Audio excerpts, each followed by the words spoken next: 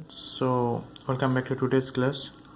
In the previous class I started with the module 1, that is the coordinate system, where I discussed about various types of orthogonal coordinate system. You know that there are basically three types of orthogonal coordinate system. Number one is the Cartesian coordinate,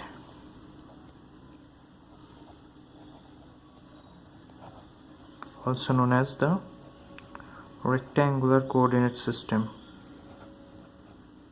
Okay. Number two is the cylindrical coordinate system, and number three is the spherical coordinate system.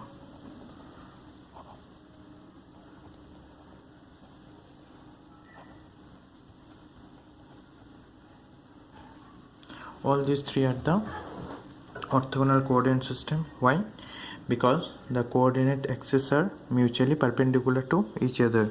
You know that for Cartesian system there are three axes, x, y and z, and this x-axis, y-axis and z-axis are mutually perpendicular. Okay, the Cartesian coordinate system is very familiar to you. A three-dimensional Cartesian coordinate system looks like this.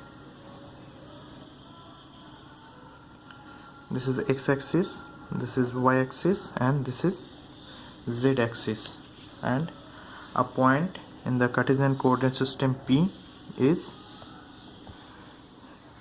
denoted by x, y and z. Okay, and a vector in Cartesian coordinate system A is represented as ax hat plus ay hat plus az hat, where capital Ax, capital Ay and capital Az are the components of the vector along x, y and z axis respectively, and the small ax hat, ay hat and az hat are the unit vectors along x axis, y axis and z axis respectively. So this small ax hat vector is located along the x axis, the small ay hat vector is situated along y axis, and the small az hat vector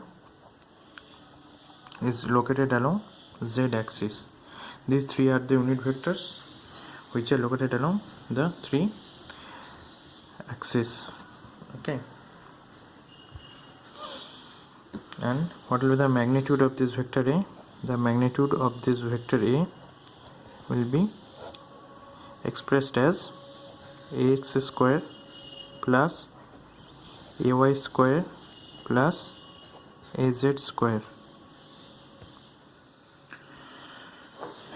Now the second one, the cylindrical coordinate system. You know that there are 8 quadrants of a three-dimensional coordinate system. Okay, for two-dimensional coordinate system there are 4 quadrants, and for three-dimensional coordinate system there are 8 quadrants, and the formula to calculate number of quadrants is 2 to the power n, where n is the number of axes or the dimension of the coordinate system. So for 2D system the number of quadrants are 2 to the power 2, that is 4, and for 3-dimensional coordinate system the number is 2 to the power 3, that is 8. Okay, now what is the cylindrical coordinate system?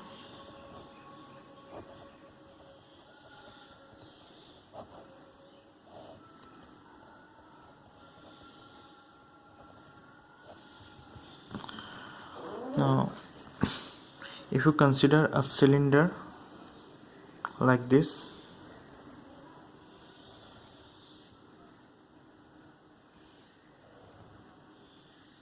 and if you cut this cylinder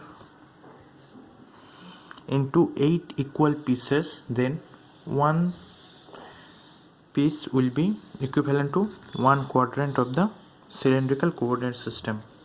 Okay, if you cut this cylinder into 8 equal pieces, then one quadrant, one piece like this one, this is the piece. You can see that there are 8 equal pieces. This is piece number 1, this is piece number 2, there is piece number 3, and there is piece number 4. Okay, so 4 pieces on the upper half of this cylinder, and there will be similar type of 4 pieces in the lower half of this cylinder. So there are 4 pieces in the upper half and 4 pieces in the lower half. So you can see that there are total 8 pieces, and one piece is equivalent to, one small piece is equivalent to the 1 quadrant of a cylindrical coordinate system. Okay, so one smaller piece is equivalent to 1 quadrant of a 3-dimensional cylindrical coordinate system. So if I draw the diagram of the cylindrical coordinate system, it will look like this. I am going to fit it in Cartesian, so you can get an equivalence between Cartesian and cylindrical. Okay, so this will be one piece of the cylindrical coordinate system, or 1 quadrant of the cylindrical coordinate system. Okay, now since it's a 3-dimensional coordinate system, there will be 3 axes. Okay, now what are the axes of this 3-dimensional coordinate system? The axes are the rho axis, the phi axis, and the z axis. So what are the axes of a cylindrical coordinate system? Number 1 is the rho axis. Okay, number 2 is the phi axis, and number 3 is the z axis. So in cylindrical coordinate system, we define a point P by using rho, phi, and z. Okay, so point P will be denoted by rho, phi, and z in the cylindrical system. Now what are those axes? Rho, what do you mean by rho, phi, and z? Okay, so rho is nothing but the radius of the cylinder. You can see that I have drawn the rho axis in between positive x and y axis. Okay, so this is the rho axis, where rho is the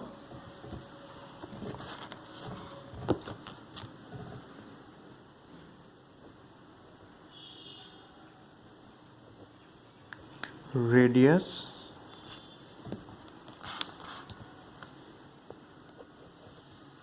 of the cylinder. Okay, rho is the radius of the cylinder. This is the rho, it is the radius of the cylinder. Okay, now what is phi axis? What is phi? Phi is nothing but an angle. Phi is the angle between, this is an angle between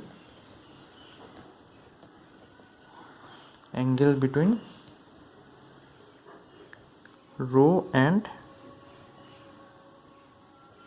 positive x axis. Rho is the angle between phi is the angle between rho and positive x-axis. So we can see that this is the positive x-axis and this is the rho. So angle between them is denoted by phi. Okay, and this will be the direction of the phi. So phi is measured from positive x-axis and it will encircle the entire xy plane. It will encircle the entire xy plane. Now what is z-axis? Z-axis is nothing but this one. This is similar to the z-axis of Cartesian system.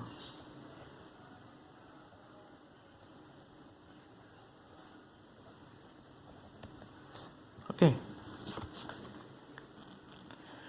so we have the rho axis, this is the phi axis, and this is the z axis. Now each axis must be associated with some unit vectors. Okay,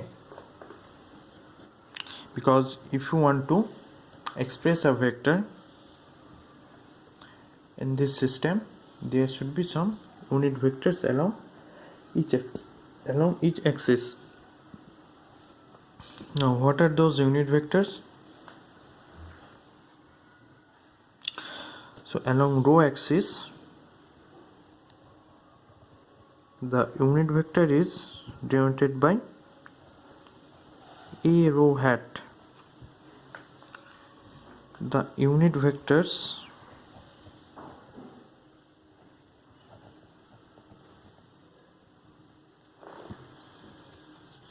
what are the unit vectors? The unit vectors along rho axis is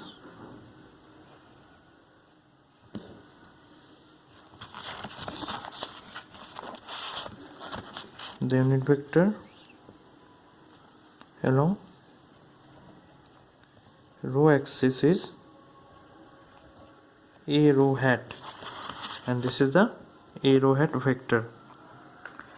Then unit vector along phi axis.